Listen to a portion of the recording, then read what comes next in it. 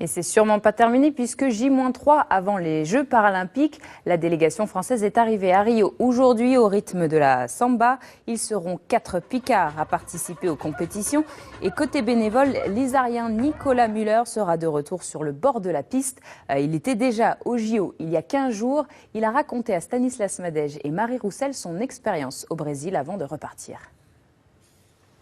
Bonjour Nicolas. Bonjour. Bien rentré de Rio. Parfait. Bien content. En pleine forme, super content. Ça s'est super bien passé. Et tu as ramené plein de choses. J'ai ramené plein de choses. Donc les tongs, l'accréditation. L'accréditation, alors l'accréditation avec le collier recouvert de pins. Puis là, il y a des maillots. Alors qu'est-ce que c'est ces maillots? Voilà, alors il y a plusieurs maillots. Ce maillot, c'était donc mon maillot de bénévole. Celui qu'on avait sur les stades et sur les lieux des épreuves. Il y a des maillots de sportifs aussi. Alors ouais, il y a des maillots de sportifs. Alors ce maillot, un maillot de l'équipe de France, donc qui m'a été offert par Mélina Robert-Michon, qui a fait une médaille d'argent au lancer de disque. Et ces 4 semaines pour la famille, ça n'a pas été trop long? Au bout de 4 semaines, ouais, ça commence à manquer un petit peu. Les enfants, la femme, voilà quoi. Et justement, il y a Sophie, on peut lui demander aussi comment elle a vécu ce moment d'absence. D'absence, c'était un petit peu long quand même, 4 semaines, ça commence à faire long, mais avec les moyens technologiques, on a réussi à se voir assez souvent par internet, les filles ont pu envoyer des messages, donc ça s'est plutôt bien passé. Je suis assez fière de lui parce qu'il a été jusqu'au bout de son projet, on peut même dire de son rêve. Et d'y avoir participé de l'intérieur, c'était vraiment quelque chose de très important pour lui et du coup c'était très important pour moi. Et des photos, il y en a des belles, il y a des beaux souvenirs. Il y a des beaux souvenirs, il y a beaucoup de photos, il y a encore du tri à faire, mais il y a des choses sympas, ouais. Allez, montre-nous un peu cette collection là. Donc là, c'était à côté du stade d'entraînement d'athlétisme, il y avait le gymnase d'entraînement du volley.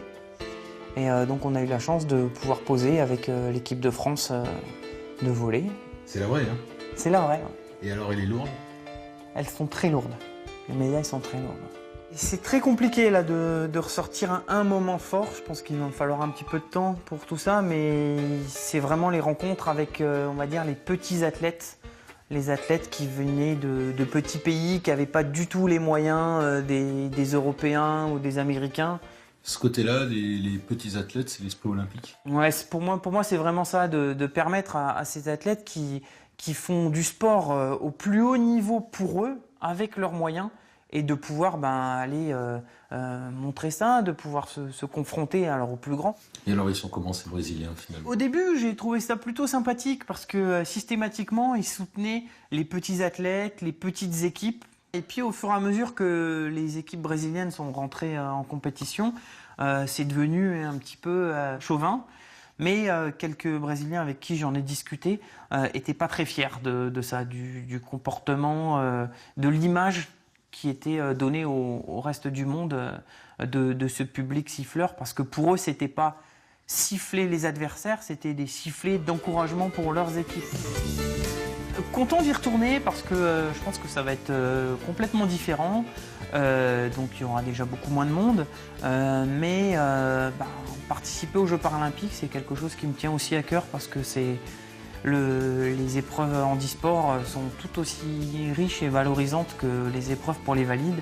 Et c'est quelque chose sur quoi on a beaucoup travaillé avec nos élèves cette année. Et donc j'ai vraiment envie de pouvoir vivre ça de l'intérieur et de leur faire partager à distance et puis dès que je serai de retour.